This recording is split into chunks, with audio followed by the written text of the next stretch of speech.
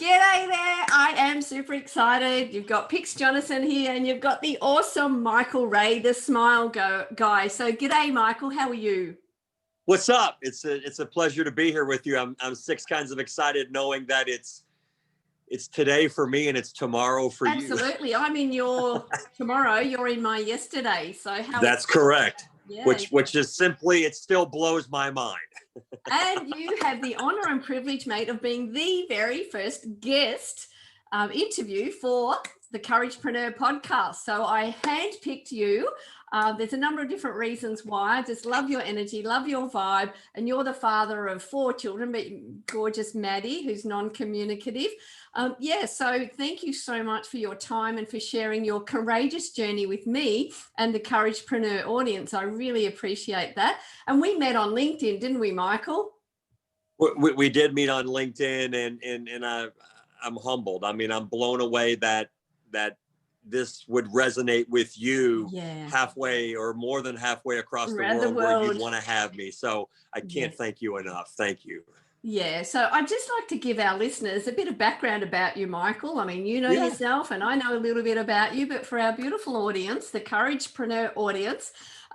So Michael, he's the founder of the Smile Project based in Louisville, and that's an organization created to affect attitude and behaviors through smiling with strangers. And I love that, random acts of kindness. It's all great. And as the oldest of 7, holy moly, Michael has seen life take many twists and turns. Absolutely. And so that's one of the many reasons I've selected you. And after 20 plus years in the tumultuous mortgage industry, and as we know, that can take a dive at any time, and the death of a child, sadly, and the challenges of a nonverbal special needs daughter, Maddie, and divorce. Yes, I'm a divorcee as well. The father of 4 acted on a once dreamt desire of inspiring others through small acts. He's such a genuine, generous, all-round great guy. I personally have a Down syndrome sister-in-law, so there's a number of different reasons that we resonated and just connected. So today you can find Michael's daily encounters with total strangers on many of his social media platforms, just like myself. And he's been on a number of different numerous podcasts and news stories and radio stations, and he's ventured into public speaking. So thank you so much and welcome, Michael. Thank you so much, darling. It's a pleasure to be with you. Absolutely. And I know you're in Kentucky, Louisville, because previously we spoke about that bourbon, didn't we? I am, so I often tell people when they ask where I'm from, I mean, literally in things that would resonate in your neck of the woods. So it's the bourbon and thoroughbred capital of the world, Kentucky Fried Chicken. People have heard of Muhammad Ali. He grew up about 20 minutes from my house. So there's a lot of very iconic things that and that now come from there's Michael Ray. So how cool is that? And he's here we are connected. So let's dive into our questions now, Michael, and I like to keep it conversational. So what does courage mean to you? Well, I think courage, obviously the ability to take risks. I think too, being able to comfortably step out of your comfort zone. When you talked about in my bio, when you're going to approach strangers, and I do video a lot of that, but there's a lot of it that's not videoed, to where, and that's just really where I look to inspire and impact people. It's not videoed. So when you step out of your comfort zone and you dare to get weird to basically make people feel loved, I think there's a lot of self-confidence, a lot of self-love when I do courageous things, because I don't worry about what other people think, because I'm all in the moment to make someone else feel loved, not how it's going to be perceived. Yeah. And that's in and of itself courageous, not caring what other people think, because so many people, they process their intended actions as, what is someone going to think of me? What will they say? And you just get bam in the moment and absolutely. No, you're right. People think positivity. People think courageous, and it's like, no, it doesn't always mean you got to jump out of an airplane or go bungee jumping or swim with great white sharks. Yeah. There's just the very simple things that we do in our daily life to really create small acts of greatness. Yeah, yeah. It's that ripple effect. So that's great. So yeah, thank you for sharing what courage means. When was one time that you were feeling a little bit less than courageous? You had to face something and you were thinking, how am I going to get through this? Because it's great to share highlights, but it's like, holy shamoly, how am I going to get through this? So what's one time when you were feeling a little bit less than courageous? I can vividly remember in 2014 when, as a middle-aged man, I was in my mid 40s and I was delivering pizzas for a living. And that was basically after, imagine now being a delivery driver in years before in the mortgage industry when I had been earning, and of course this is US, but $200,000-300,000 a year, had the big house, was defined by other things, and barely had 2 nickels to rub to my name. Yeah.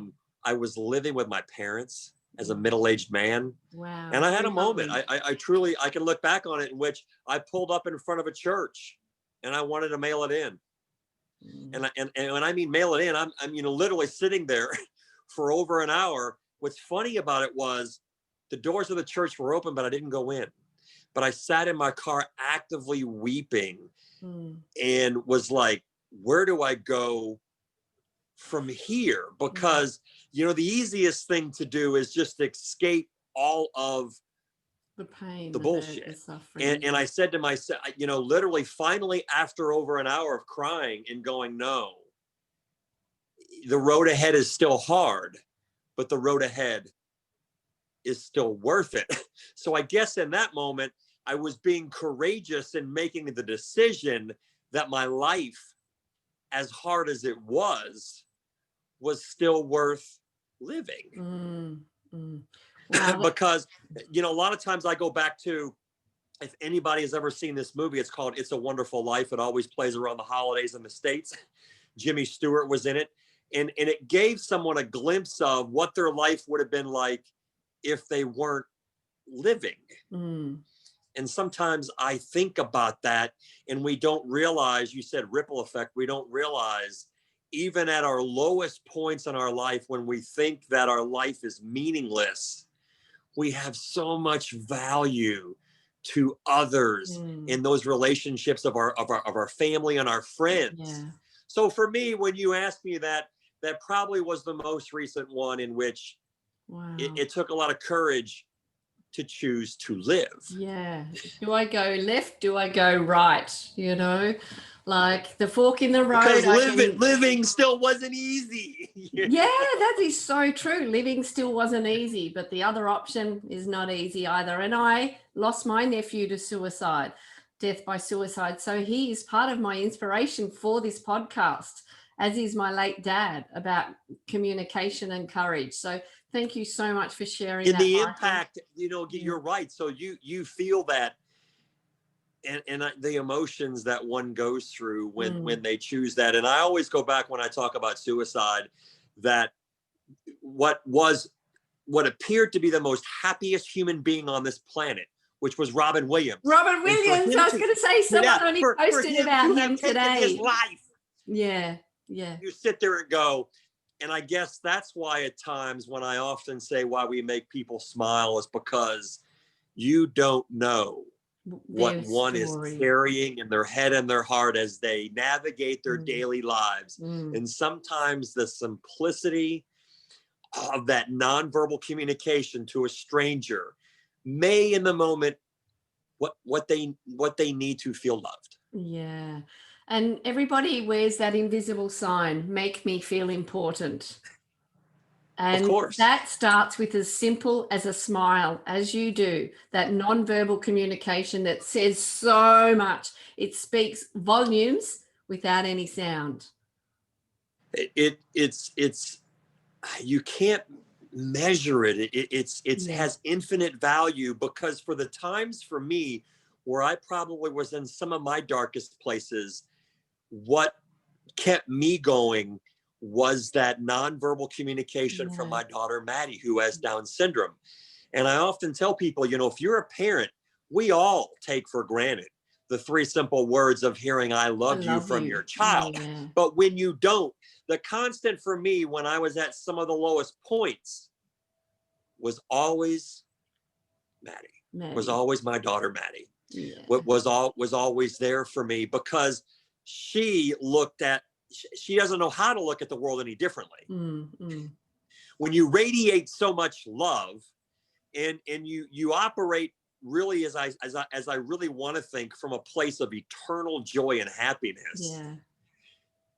You don't know how to do anything but smile. Oh, that is a goosebump moment. And they say that 7% of communication is verbal. 7%. 93% It's our is nonverbal nonverbal. cues. No, I've heard that too. Exactly. Yeah. So Yeah. Oh, thank you. And those traits of, I guess, not feeling enough and the materialistic, I guess, attributes of losing that income and just living in such a a world that we have things that we think make us happy, to then still come out of it shining and smashing and smiling, knowing that you are enough. So that's great. So now we'll flip it, Michael. What was a time when you were absolutely smashing it and you felt so courageous? And I felt so courageous. I guess, I go back to really what was the epiphany of what created this. And that was the moment for me in which I left the office. I was still working in the mortgage industry. So I'm rewinding roughly 2.5 or more years ago. And I had an awful morning. And it was awful because I knew I was on the doorstep of getting fired. Oof. So, again, I talked about 2014. So here, this is 2018. I'm 48 years old now, and I'm going, the hell am I going to do with the rest of my life? I thought maybe I'd created all this positive momentum, in which I did because I created it in my mind. So I was doing the things mentally and emotionally to be in the right place. But when I left the office thinking I was going to get fired, I went to a drive-through to get lunch. I don't know if you have Wendy's down under, but it was a Wendy's. I left on a cool March morning, late morning, to go get a couple of buckets of chili. And as I rolled through, it was the interaction with the stranger. But when you talk about being courageous, then when you talk about being courageous, it wasn't in that moment until I pulled over. I pulled over and I started crying because I felt what that simple 30-second interaction meant to you. Where I was courageous after I wiped the tears off is I decided to get out of the car and walk back up to the drive-through window, which is a little creepy. So I walked back up to the drive-through window, and again, there's no comfort zones here. And if you ever walk up to a drive-through and you were just there, what is the reaction of the worker? Something is wrong. Something is wrong. Yeah. What did I forget? And what she did said, I miss? Sir, what's wrong? Sir, what's wrong? And I started crying and I said, it's not what was wrong. It's what is right. Oh, wow. And I have to thank you, for you don't know what you just did for me. Is you made me feel so good in that moment that I just wanted to say thank you. And never knowing, because again, I wasn't even anywhere close to a Smile Project. I just said, I would love and be honored if I could take a picture with you. And we took a picture together. Yeah. So I guess on some level, again, I mean, how many people, when nothing is wrong, get out of their car and walk back up to the drive-through window and say thank you. Yeah, it's a drive-through, not a walk up to, and you did it.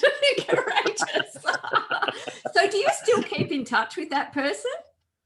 So what's interesting is that after I had been doing what I was doing for about a year, I tried to reach out to Wendy's to let them know what had become of what I was doing, to contact that person. She was no longer working there. They said she had moved out of state, and they didn't know where she was. And it's funny because, again, you mentioned it, in the opening, I've had 4 or 5 news stories done. In a lot of cases, they share that first picture and they share her on TV, but yet she's not around to get any street credit. Oh, well, you never know. Hey, it's a small world, really. So, we're in a global digital economy, and you never know. Never say never. That's right. Wow, what beautiful stories. So from the lowlights to, I guess, a highlight of being courageous. You know what? I'm going to tell you one more, because, this was some, these are the things in which there's no pictures, there's no video. And this is kind of how I tell people that how you look. This is very courageous. So about a year ago, I was walking out of a grocery store and I saw two Black women. Mm-hmm. And sometimes I don't know, I just get this feeling of that I want to step out of my comfort zone and do something. Yeah. So I didn't know what to do. I was carrying grocery bags. I shifted the bags from one hand to the other as I walked towards them. And as I got, and of course, this was before COVID, as I got up on the one woman, I put my arm around her and I said, when's the last time a white man put his arm around you? And she looked up at me and smiled and said, actually never, and it's about damn time. Ah, what a great comeback too. and then her friend next to her said, oh my God, and he smells good too. There you go. Fantastic. So I guess you could say, again, those are not normal things. And I don't know, I'm in sometimes these situations when I approach strangers and do different things that I just feel the energy and I just react and do it. Well, the energy and the random acts, that's another reason why we got on, because we both do crazy ass things like that. So with no intent other than providing a spark in somebody's day. Absolutely. And it wasn't even a minute exchange. Yeah. But we laughed, we smiled. And I think on some level we all felt loved, and then we went about our night. And if there was more love and smiling and all that on this planet, we would vibrate at a higher level and we would be a happier place. So, and me being me, Michael, I love to keep things simple. So I've got a courage acronym for being courageous, okay? So the first letter is C, obviously. So how do you best connect and communicate with others? How do I best communicate? Verbally, but I will tell you, I do a lot of nonverbal. And I say that because, again, we speak through our actions, as you said, 93% of the time. And I'll give you a real example. Walking out of places at times, like walking out of the self-checkout at the grocery store, seeing the self-checkout monitor, and all of a sudden smiling and giving her a high five and walking out, never saying a word. So it doesn't mean, or going into the coffee house and choosing to hold the door, but choosing to also smile, and you don't even have to say a single word to somebody. But again, it's what they feel. And I often go back to one singular quote more than the hundreds, if not thousands, that I have read. And Maya Angelou said, people will forget what you did. They will forget what you said. They won't forget how you made them feel. And that's truly, I think, when we smile and we do all of these things, it's about how we're making them feel in the moment. And that's what the person at Wendy's, wasn't what I can't tell you what she said to me, but I can still to this day, 2.5 years later, tell you how she made me feel. Yeah. And vice versa with you going up and saying something to her, like thanking her. She will remember that, how you made her feel. Absolutely. She probably did. She probably went home and said, that is crazy ass white guy came. Yeah, exactly. and then Helly wanted to take his picture with me. Yeah, absolutely. So our next letter in the courage acronym is O, open heart. So what is an open heart? What does that mean to you? Because you're all about that. Like you're just the epitome of all this. I am, and I think at times too, I hate to say this, but it's to my detriment. And I only say that because honestly, and I'm going to keep it about as real as I can. I That's what it occasionally, is. This the last time podcast. I asked my girlfriend why she loves me so much, she goes, "It's your heart." But when I say detriment, it's because I have a hard time saying no to people. Mm. A very hard time. It's because when you lead with the heart, you find yourself being a giver. Giver. Mm. And sometimes we give too much too. It Yeah. is what it is. There's only Yeah. so much of me. Absolutely. In fact, it's like Yeah. a cup. This is my fizz, my healthy energy drink, but once it's empty, it's empty. I can't give the You're contents exactly to right. anyone Yeah. else if I don't keep topping up this. And it's the same. And, being an empath and just such a caring, heart-centered person, I'm the same. But I realize that actually when you keep giving of yourself, it actually is selfish because you're not allowing yourself to be your best self, your fittest self, I your happiest 100% self, agree. and then you can't give your best self. So once I realized that, I started saying no to others and yes to myself so that I can be the best picks to give more to others. So it's actually a positive cycle. And so, yeah. You're so right. You're so Yeah. right. Yeah. So my tip for you and for our listeners is to actually say no to one person today, tonight, tomorrow. There are times we need to. Again, we have to self-care too. Absolutely. So Self-care yeah. is self-full, not selfish. Yes. Yeah. That's correct. So our next letter is U, for uniquely you. I mean, your partner said about your open heart, but what else makes Michael Ray? What's unique about you? So can you hear me? Because I'm going to read something to you, and I don't know it by heart, but I absolutely Sure. love this statement from Dr. Seuss. Oh, So I know it. I know it. Today you are you. That is truer than true. There is True. no one alive that is You. youer than you. And that's who I am. And I Yeah. think that's who we all are. We're Yeah. obviously insanely unique. That's how we're created.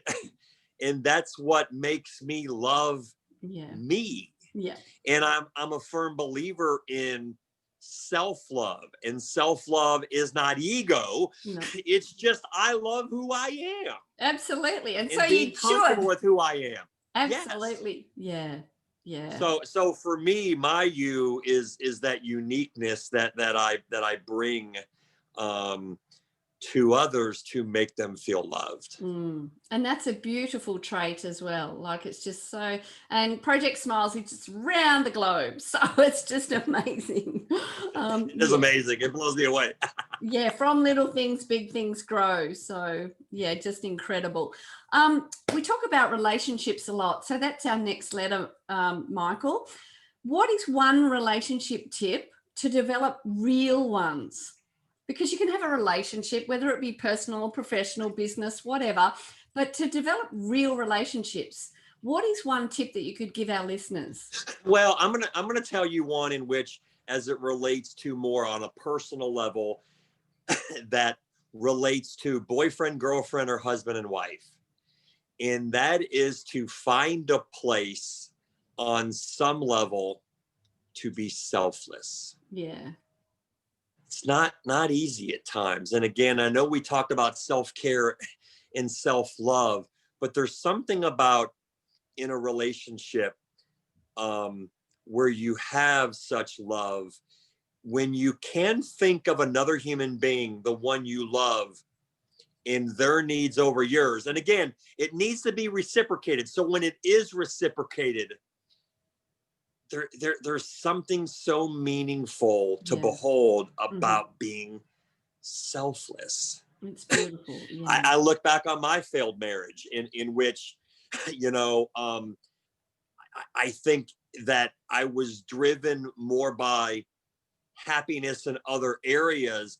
So when you come back to relationships, and that's the beauty, I think, of Maddie, in which No she judgment. finds No she judgment. finds no judgment. So happiness for her is about relationships. It's just about the people that are in her life, and she values the time that she has with those people. So I guess I answered it twofold, because you can carry that into your, your extended family and friends, in just finding such meaning and happiness in the love that you have in those relationships in life. Can And bring being so much present in the value. moment with that person in that situation. Absolutely. Yeah. So much so. Yeah.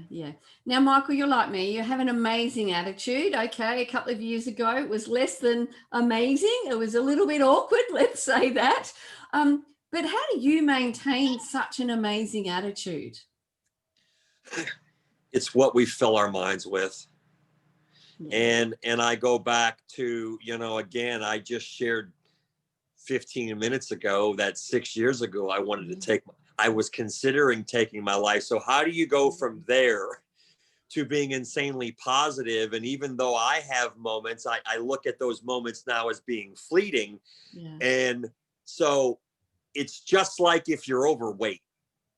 If you need to lose weight, well, you're not going to go work out and eat well the first week and magically lose 40 pounds. It takes time. It takes creating new habits. So what do I do is what I started years ago, and it's just consuming positivity, the right things in my life. So and this is real world, if yesterday, if I'm all of a sudden have a car problem and I'm having to manage it myself, it's how I internalize now and deal with it, that it's not the end of the world. So it's being able to better manage those emotions. But again, the only way you can control that is creating new habits, and those take time. There's a great, and a lot of it is the content that we choose to view. Absolutely. The people we associate with, what we read, what we feed our minds with. There's a great It's insanely political in our country right now. And if you go on social media and you see something that's divisive, if you choose to participate, it's going to boil your emotions. Or you can consciously make that choice of going, well, I don't agree, but I'm going to move on to the next thing. I'm not going to comment. I'm not going to engage. I'm not going to become divisive and negative. That's so true. And that's what you touched on earlier. It's the meaning that you attach to an event or a word or a saying or an activity. So it is. I'm all about that as well. Literally topping up your own tank. And it starts with almost the night before. I write 5 things I'm grateful for in my little goal book of gratitude. And then I wake up. I usually listen to either a meditation or a positive podcast. So it's how you feed your mind, your body, your soul, which is everything, who you associate with. We're osmotic beings. We absorb everything. So exactly. So having our next letter is G for grateful. So what is one thing that you are grateful for today? Let's say today, Mike. Today, I'm grateful to be alive. It's amazing how you look at life. I often resonate these 3 very simple things in my mind. Life is not perfect. Life is not easy. Life is good. So I went through an exercise recently in which it was 30 days on a platform. And one of the things on there was talking about what we're grateful for, and really learning and understanding that it doesn't have to be the big things. I can wake up tomorrow and look out and the sun is shining and walk outside and that warm sun hits my face, and I'm just grateful today the sun is shining. It's the simple moments that we can find such gratitude, or when my daughter calls me to tell me she loves me. We don't take, so again, it's all of these small things that are really wins in our daily lives. But again, as you said, it's this mindset. And sometimes we find ourselves consuming all of the negative things, and we hold on to that. And if you let go and be grateful for the fact that, hell, I went down Shelbyville Road in Louisville and I didn't hit a damn single light. Holy shit, that was amazing. You know what I mean? Yeah, because there's a part of your brain, the amygdala, and the RAS, the reticular activating system. So what you focus on, basically what you think about, you bring about. And so if you're focusing on all the things that went wrong, you know, like I always get the red lights, you're going to get the red lights. Yes. Oh my God. I hit 4 red lights and it took me an extra 4 minutes and I lost my mind. Yeah, that's right. Yeah. So it's really critical that our listeners and ourselves focus on the positives. And I'm all about gratitude. And it's exactly like you said, you know, courage isn't those hugely brave things of jumping out of a plane, although that does take courage. It's the small things, same as the gratitude. It's the sun, it's the refreshing rain if you haven't had any. It's that someone held a door open for you. You know, it's the small things. It's those things that absolutely, you know, resonate with you and put you in that positive frame. So fantastic. And our last letter in our courage acronym today, Michael, is E for enjoy life. Another reason we connected, because you make the most. We dance in the circumstance, basically, no matter what the situation. So how do you enjoy life? Your random acts of kindness, Smile Project. I enjoy life. So if you want to talk about, you know, I'll tell you 2 things. I enjoy simple. Now, you know, so simple is, it's not always about go, go, go. Yeah. I enjoy the fact that I can sit on my deck and smoke a cigar and drink a bourbon. Or I enjoy the fact that my 24-year-old daughter wants to work out with her dad. Yeah. I enjoy that when I do a random act of kindness, my heart feels overwhelmed with joy. Yeah. You know, so I notice the simple. And I think that if you allow yourself through such a, you know, look, sometimes, and I say this, you know, we smile and make others smile because life is hard. And for some people, it is just harder. We don't know why, but some people go through more shit than others. Yeah. You know, so if you can just appreciate the simple things in life, you can find a place of happiness. Exactly. Honestly, I have so much less now than I did years ago. But you're so much happier now than you were. And I guess my point in all of that is I say, I have evolved as a man and a father because I have learned how to appreciate less, to where even with less, I'm so much more grateful, and it's created more happiness in my life. And to me, like having that attitude of gratitude, it just puts things into perspective. And COVID has been, for me, an absolute amplifier, and for a number of people. Yes. If you're positive, it's amplified the positive. I'm not saying I haven't had down moments. I'm human. Of course, we're human, yeah. It's really drilled down to what's important. It's sitting down, having lunch and dinner with my daughter, because pre-COVID, she was going into the city. She was getting home later. We were eating different schedules. Now we're eating together. We're cooking together. We're having fun together. And we really enjoy being present in the moment. And you said, keep it simple. And that's what it is. It's like slow down to go forward and just be present in the moment.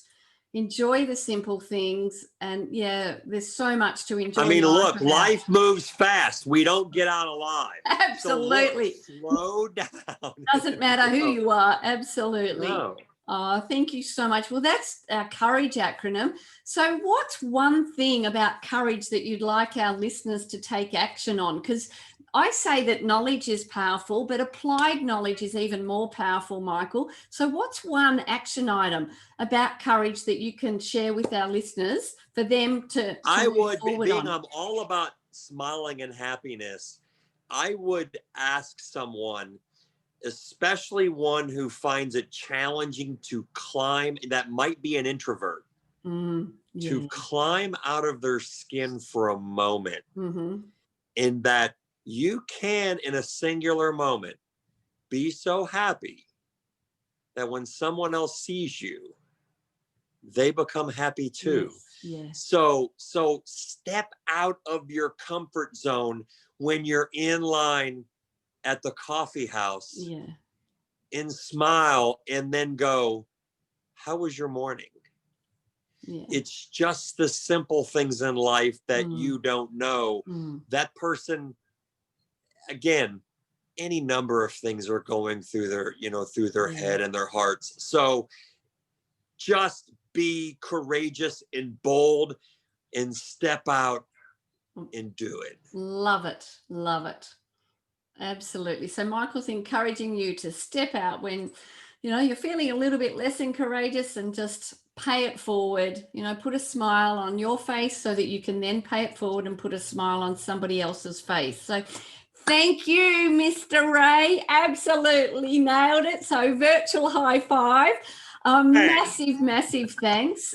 Gratitude, hugs, and big smiles to you, the founder of Smile Project in Louisville, Kentucky. So thank you so much. You're saying it right, baby. Absolutely. And I encourage each and every person to go out and courageously live life, love life, and be your best resilient self. So this has been Pix Jonathan, host of the Couragepreneur, with the awesome, incredible, inspirational Michael Ray. Thank you so much.